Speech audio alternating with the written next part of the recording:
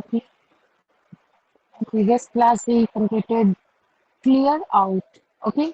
Now today's class running clear up with clear up. Clear up means to explain, व्याख्या करना. And next close with to fight, लड़ना, युद्ध करना, शत्रु से. Close with. नेक्स्ट आता है come about, to happen, घटित होना. Come about, important phrasal verb. Okay. Come across means to find unexpectedly. I meet by chance means अचानक मिल जाना. Come across. नेक्स्ट आता है come forward, to offer help. सहायता के लिए आगे आना. Come forward, to offer help. Next आता है come in for, to receive. Criticism or blame. सामना करना. Come in for, to receive. Next आता है come off, to take place successfully. सफल होना. Come off. नेक्स्ट आता है come round, to accept someone's opinion, to recover. दूसरे की बात मानकर विचार बदल देना, होश में आना. इम्पोर्टेंट वर्ड है, इसको देख लीजिए आपके बहुत अच्छे से. ठीक है. क्या बोल रहे हैं? Come round. ये इम्पोर्टेंट वर्ड है, ध्यान रखिएगा. फ्रेजल वर्ब इम्पोर्टेंट है. Come round, to accept someone's opinion और टू रिकवर. दूसरे की बात मानकर विचार बदल लेना या होश में आना. Come through, to complete successfully. सफलतापूर्वक पूरा करना. Come through. Cook up to respect, आदर करना. Okay. Cook up to means to respect. Next आता है cordon off, to seal a place. किसी स्थान की घेराबंदी करना ताकि लोग घटनास्थल तक ना पहुंच पाए. कॉर्डन ऑफ, जब कोई एक्सीडेंट वगैरह हो जाता है या कोई मर्डर वगैरह हो जाता है या कोई अनएक्सपेक्टेड चीज होती है तो वहां पे कॉर्डन ऑफ कर दिया जाता है. नेक्स्ट आता है count on, means to depend on और टू रिले ऑन मीन्स विश्वास या निर्भर रहना. Count on. Crow down on, to take strong action against. किसी के खिलाफ कठोर कार्रवाई करना. Crow down on. नेक्स्ट आता है crop up, to happen unexpectedly. Problem अचानक प्रकट होना मीन्स क्रॉप ऑन हो गया. ओके. क्रॉप ऑन, अचानक से कोई चीज प्रकट हो जाना, अचानक से कोई चीज दिख जाना है, आ जाना. Cross out, to remove from the list. किसी लिस्ट या डॉक्यूमेंट से नाम आदि का काटना. Cross out. Cry out, to shout, चिल्लाना. क्राई आउट, टू शाउट या चिल्लाना. Cut across, to take a shortcut. कहीं पहुंचने के लिए छोटा रास्ता पकड़ना. Cut across, to take a shortcut. Next आता है cut down on, to curtail, कटौती करना. लास्ट वर्ड है cut off. Cut off important word है, ध्यान रखिएगा. Cut off. Okay. Cut off means to separate from others or to interrupt speaking. दूसरे से अलग कर देना या किसी के बोलने में बाधा पहुंचाना. कट ऑफ कर देना. ओके. तो आज हम लोग इतना ही वर्ड रखेंगे. इसके आगे हम लोग नेक्स्ट डे प्रोसीड करेंगे. Thank you all. Thank you very much. Lal Mohammad sir, kindly proceed.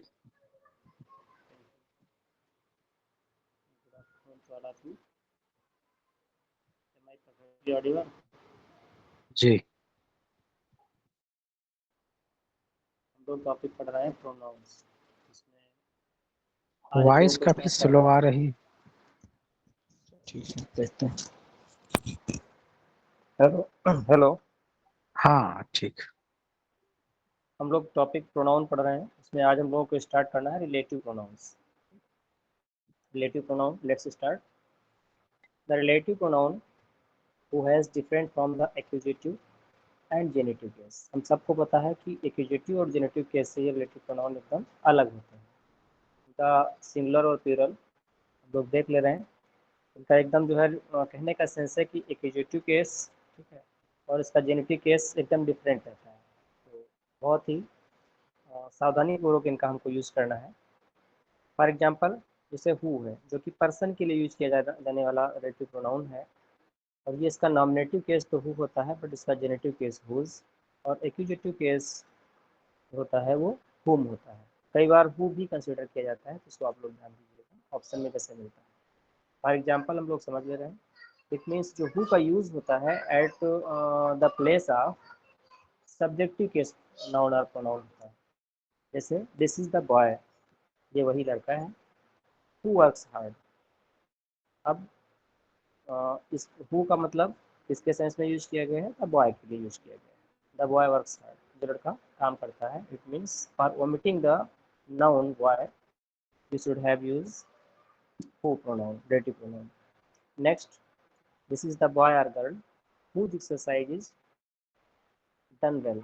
इससे पहले वाली क्लास में भी हम लोगों ने डिस्कस किया था कि कई बार जब सिंपल सेंटेंसेस होते हैं, सिंपल को जोड़ करके कॉम्प्लेक्स बनाना होता है by using the relative pronoun, तो वहाँ पर भी हमको इस चीज़ का ध्यान रखना होता है कि हम किस तरह से किस नाउन या प्रोनाउन को रिमूव करके वहाँ पर हम कौन सा केस का रिलेटिव प्रोनाउन यूज़ करें। जैसे ये ऑब्जेक्टिव केस के स्थान पर जाहिर सी बात है, जब कोई ऑब्जेक्टिव केस का रिलेटिव प्रोनाउन अगर लगा होता है तो उसके लिए हम ऑब्जेक्टिव केस का ही रिलेटिव प्रोनाउन यूज़ करेंगे। For example this is the boy whose exercise is done well, तो यहाँ पर हिज अगर इस तरह से सेंटेंस अगर लिखा होता है हिज एक्सरसाइज, ये सेंटेंस यहाँ पर इंड होता, तो हिज को हम रिमूव करते, क्योंकि ये ऑब्जेक्टिव केस का जो है हमारा सॉरी पजेसिव केस का प्रोनाउन है। तो पजेसिव केस जब हम हटाएंगे तो इसका जो पजेसिव केस होता है होगा वो हुज होता है, तो हुज एक्सरसाइज हमको लिखना पड़ता है, हिज चूंकि पजेसिव केस में इसलिए। In the same way next sentence भी हम लोग देख ले रहे हैं, हुम वाला भी लास्ट में। These are the boys whom all praise, या हु ऑल प्रेज, मतलब ये वही लड़के हैं जिनकी सभी लोग प्रशंसा करते हैं। अब यहाँ पर ऑब्जेक्टिव केस का प्रोनाउन रिमूव करने के बाद में ऑब्जेक्टिव केस का जो रिलेटिव प्रोनाउन यूज किया जाएगा वो होम होगा। नोट हम लोग देखते हैं, it will be notice that the form are the for for singular and plural, masculine और फेमिनिन। हम सबको ये चीज़ इससे पहले भी स्पष्ट है कि इसका चाहे मैस्कुलिन जेंडर हो या फिर फेमिनिन जेंडर हो, प्रोनाउन जो रहता है वो सिंगुलर या प्लूरल दोनों एक ही फॉर्म में रहता है, इसके फॉर्म में कोई चेंजिंग हम लोग नहीं करेंगे। नेक्स्ट पॉइंट देखते हैं, relative pronoun which has the same form nominative and accusative. इसमें नॉमिनेटिव केस इसका और एक्यूजेटिव केस रिलेटिव प्रोनाउन का सेम रहता है। मतलब कौन से प्रोनाउन का, जो हमारा विच प्रोनाउन होता है इसका जो है ऑब्जेक्टिव केस और नॉमिनेटिव केस दोनों सेम रहते हैं। इसमें ऐसा कुछ नहीं रहता है कि इसका ऑब्जेक्टिव केस चेंज हो, जैसा कि अभी हम लोगों ने इससे पहले वाले में देखा हु का ऑब्जेक्टिव केस अलग होता है, ठीक है, और चूंकि हु सब्जेक्टिव केस नहीं होता है पॉजेसिव केस भी इसका अलग रहता है, जिसको हम लोग जेनेटिव केस के नाम से भी जानते हैं। लेकिन विच के साथ ऐसा नहीं होता है, इसके सभी केसेस इक्वल रहते हैं, इसमें कोई चेंजिंग हम लोग नहीं करेंगे। For example this is the house which belongs to my uncle. अब यहाँ पर द हाउस के लिए विच लगा हुआ है, मीन्स की सब्जेक्टिव केस में इसका यूज किया गया है। यहाँ पर विच बिलोंग्स जो कि यूज करता है, मतलब जो कि मेरे अंकल से बिलोंग करता है। और इस तरह से दूसरे सेंटेंस में द हाउस विच, अब यहाँ पर जो है द हाउस के लिए ही आया है, लेकिन in the beginning of the sentence, शुरुआत में ही, जो कि मेरे मतलब एक तरह से नाउन क्लास की तरह से यहाँ पर विच का यूज किया गया है, तो नाउन के स्थान पर यूज किया जाने वाला मीन्स कि इसके किसी भी केस में किसी प्रकार की कोई चेंजिंग नहीं होती है, चाहे सब्जेक्टिव हो या फिर ऑब्जेक्टिव केस हो। नेक्स्ट इसका पॉइंट नोट देख लेना है, relative pronoun which has no genitive case. इसका कोई जेनेटिव केस नहीं होता है, मीन्स कि इसका कोई पॉजेसिव केस नहीं होता है। सब्जेक्टिव और ऑब्जेक्टिव केस भी सेम रहता है, पॉजेसिव केस इसका होता ही नहीं है। But whose is used as a substitute for which, of which, मतलब आप विच के सब्स्टिट्यूट के रूप में हुज का यूज कर दिया जाता है। इसको ध्यान दीजिएगा, जब भी कभी एग्जाम में या फिर कभी इस तरह का क्वेश्चन अगर फ्रेम किया जाता है तो वहाँ पर, या फिर इसी तरह से अगर पूछ लिया जाए कि which pronoun can be used, ठीक है, at as a substitute of whose of which, तो our answer will be who, whose. Example देख ले रहे हैं। That a triangle which three sides are equal is called an equilateral triangle। अब whose three sides, इसका मतलब जैसे यहाँ पर which होता है तो which का चूंकि प्रेसिव केस नहीं होता है, नहीं तो which से होता नहीं है कि जिसकी तीनों साइड इक्वल रहती हैं, इसलिए आप which के स्थान पर whose का यूज किया जा सकता है, okay, as a accusative case, sorry as a possessive case, genitive case. Next है सेकंड पॉइंट देखते हैं, relative pronoun that has the same form of the singular and plural. देखिए रिलेटिव प्रोनाउन जो दैट होता है इसको ध्यान रखना है, इसका जो सिंगुलर और प्लूरल ये फॉर्म सेम रहता है, and in nominative and accusative, और सब्जेक्टिव और ऑब्जेक्टिव फॉर्म भी एक ही जैसा रहता है, इसमें कोई चेंजिंग नहीं करना है। It has no genitive case, इसका भी कोई जेनेटिव केस नहीं होता है। तो ये दो जो है प्रोनाउन ऐसे थे, दो कुछ जो है जिसमें दैट और विच। पहली बात ध्यान ये रखना है, ये सिंगुलर और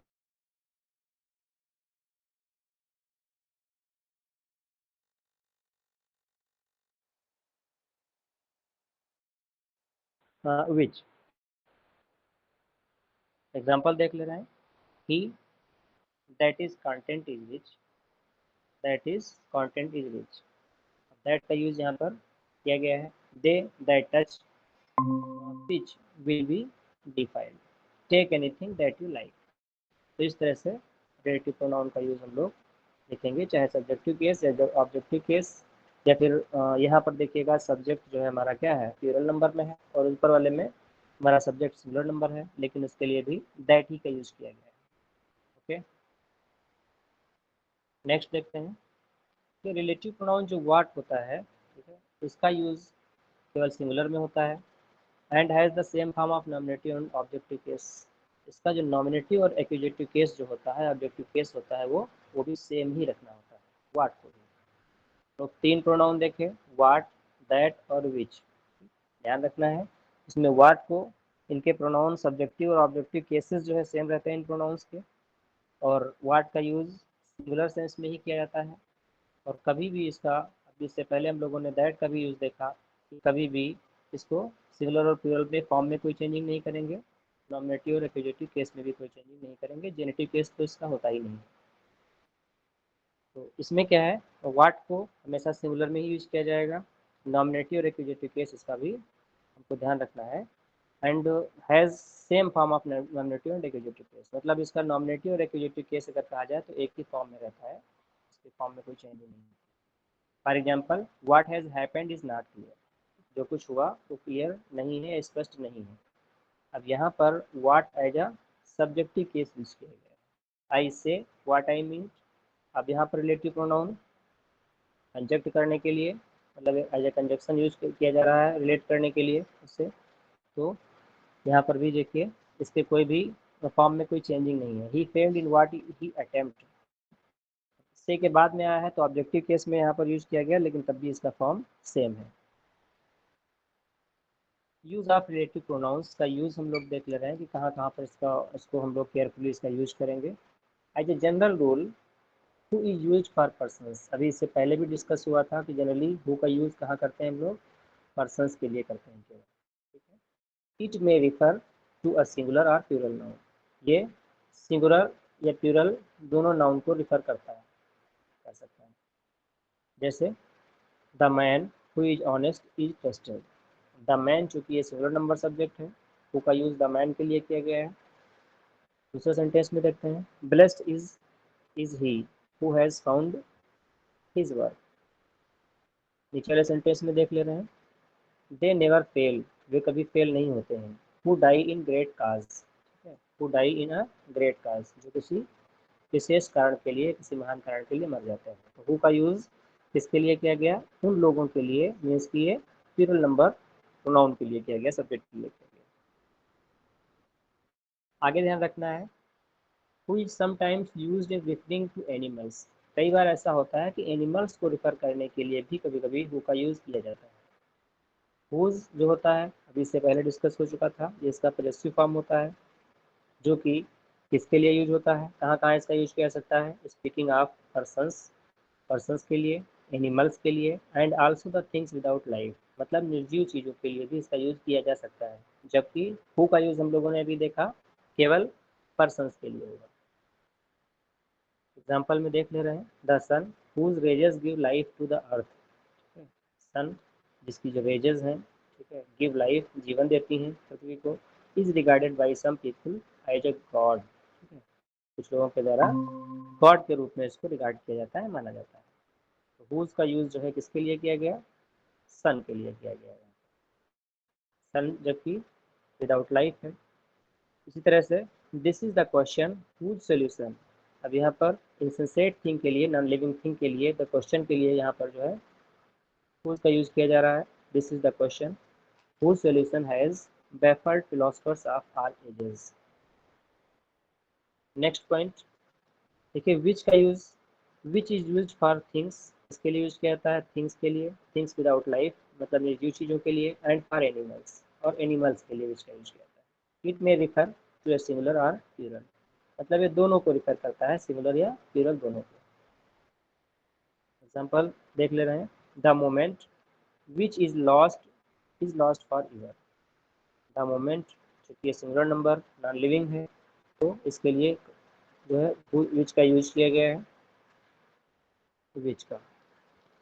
the books which help you most, यहाँ पर the books plural number subject है, और द बुक्स के लिए विच का यूज किया गया है, the books which help you, जो आपकी मदद करती हैं, मोस्ट आर दोज विच में मेक यू थिंक मोस्ट।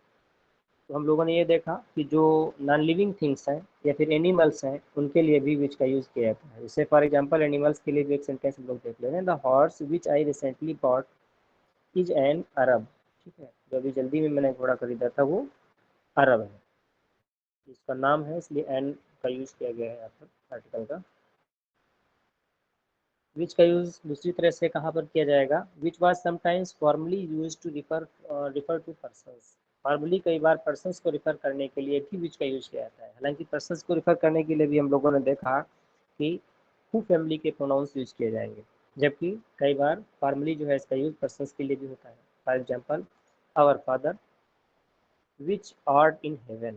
ठीक है, यहाँ पर विच का मतलब हुज का सेंस दे रहा है, मतलब कि पजेसिव केस के प्रोनाउन के सेंस में। Which art in heaven, which may also refer to a sentence, मतलब विच का यूज कहाँ पर होगा, विच में आल्सो रिफर, विच का यूज विच मतलब ये भी रिफर करता है टू अ सेंटेंस, मतलब किसी भी सेंटेंस को रिफर करने के लिए भी विच का यूज होता है।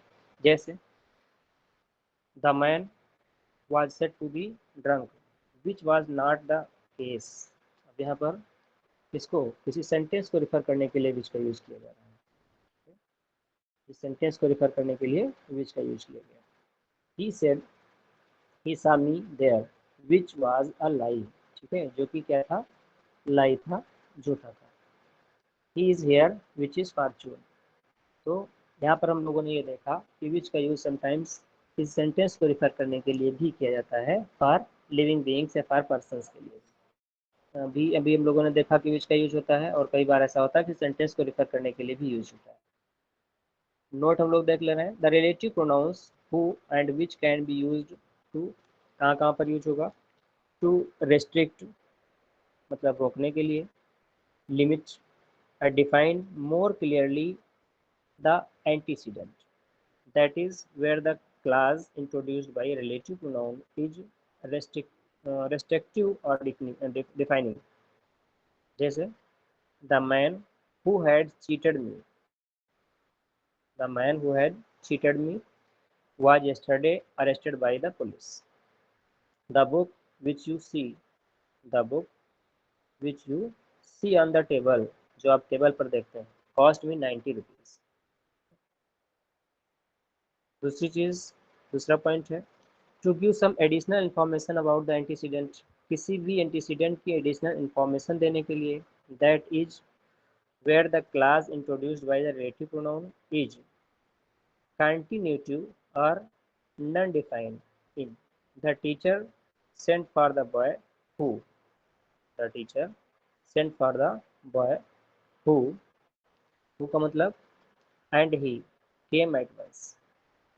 he gave him a rupee, I gave him a rupee which का यूज देखिए यहाँ पर किया गया है, I gave him a rupee which मतलब इस रुपी के लिए यूज किया गया है यहाँ पर विच का यूज। तो एंड इट इसका सेंस है जो कि was all I had with me. Next है लोग इसका नोट देख ले रहे हैं। That non defining clause are separated from the main clause by comma. मतलब जो नॉन डिफाइनिंग क्लासेस होती हैं, ठीक है, सेपरेट की जाती हैं मेन क्लास से कॉमा के द्वारा। My brother who is a doctor has gone to America. अब चूँकि यहाँ पर हु जो यूज़ किया गया है, रिलेटिव प्रोनाउन ही यूज़ किया गया है, कॉमा से भी हम लोग इसको सेपरेट कर सकते हैं, सेपरेट किया सकता है, लेकिन ऐसा नहीं है कॉमा से सेपरेट करने के बाद जो है रिलेटिव प्रोनाउन अलग किया जाएगा, ऐसा नहीं है, ये रिमूव कर दिया जाएगा। My brother who is a doctor comma has gone to America. अब इसको समझ ले रहे हैं। The first sentence implies the speaker has several brothers. पहले सेंटेंस का थोड़ा सा मीनिंग में अंतर पड़ जाएगा। इसका मीनिंग इसका क्या निकल रहा है कि स्पीकर के कई भाई हैं, and the class who is doctor distinguishes a particular one them, and in the second class does not define the implication is that the speaker has only one brother। दूसरे क्लास का sense क्या निकल रहा है, मेरा brother जो कि एक डॉक्टर है, हैज़ गॉन टू अमेरिका, वो अमेरिका चला गया है। पहले वाले सेंटेंस का मीनिंग क्या निकल रहा था कि मेरा भाई जो डॉक्टर है अमेरिका चला गया, मीन्स कि कई भाई थे, उसमें से एक भाई मेरा जो डॉक्टर है वो अमेरिका चला गया।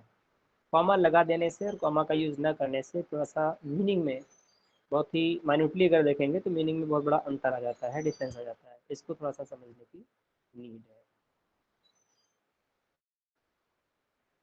चलिए आज के लिए बस इतना ही रखेंगे, क्योंकि और भी क्लास करनी है, फिर आगे से हम लोग इसको कल कंटिन्यू करेंगे। वैसे भी अभी आज ये फिनिश होने वाला नहीं है।